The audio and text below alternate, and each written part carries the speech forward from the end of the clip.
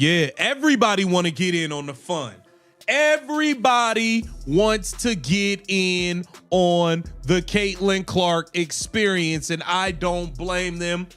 And she's making it clear, I want to get down with the get down. And I would welcome her to this team with open arms. In today's pro sports environment, you can usually see two very different types of players who surround a true once-in-a-generation star. The first is the purposeful veteran, the enforcer, the stabilizer who understands the role and is willing to sacrifice personal numbers for structure. They set strong screens, defend with energy, absorb the physical pressure, and protect the franchise centerpiece so the team can compete at a high level. Their value is not defined by headlines. It is defined by how often the star is allowed to play freely. The second type is more risky, not a teammate but a visitor. A player who sees the rising ratings, the sold-out arenas, and the digital boost that comes from being close to greatness, and tries to turn someone else's gravity into their own brand opportunity. We have someone who I think would be a great addition to Caitlin Clark and in this whole Indiana Fever team. And she's making it clear, I want to get down with the get down. I want to be a part of Caitlin Clark's team. Right now, the Indiana Fever stand at the center of the league's attention.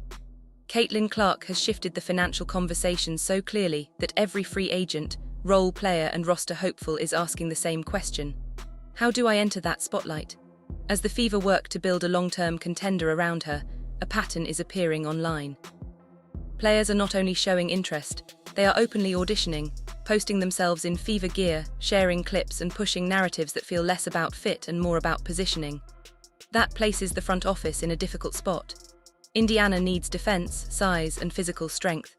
But one misaligned ego can damage chemistry and disrupt the trust that makes an elite offense work.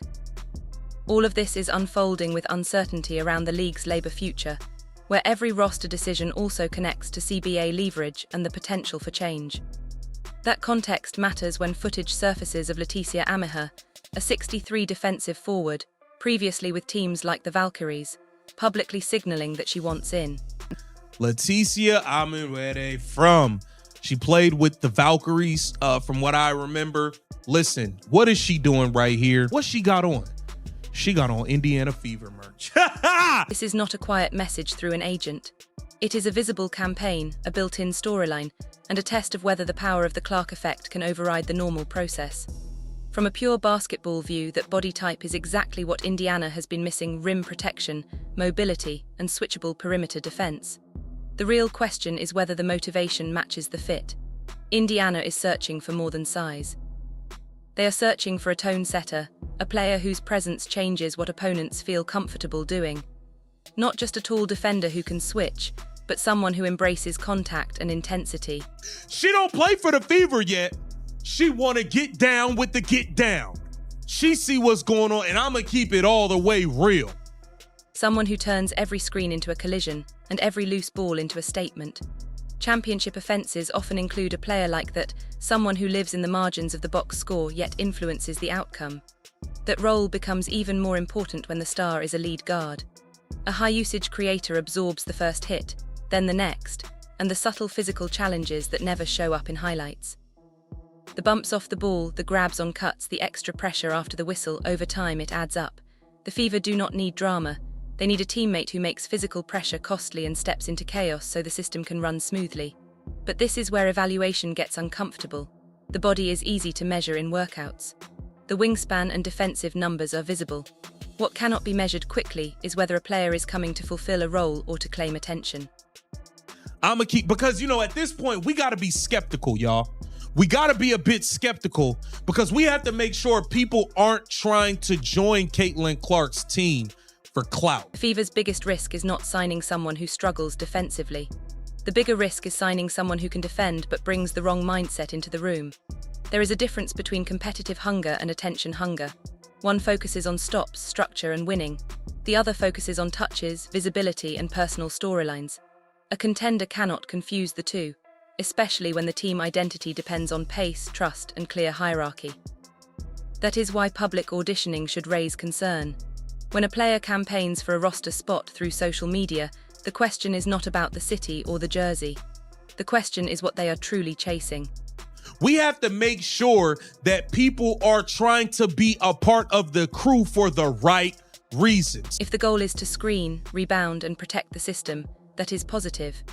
If the goal is to arrive and immediately reshape the pecking order on national platforms, the structure can break quickly.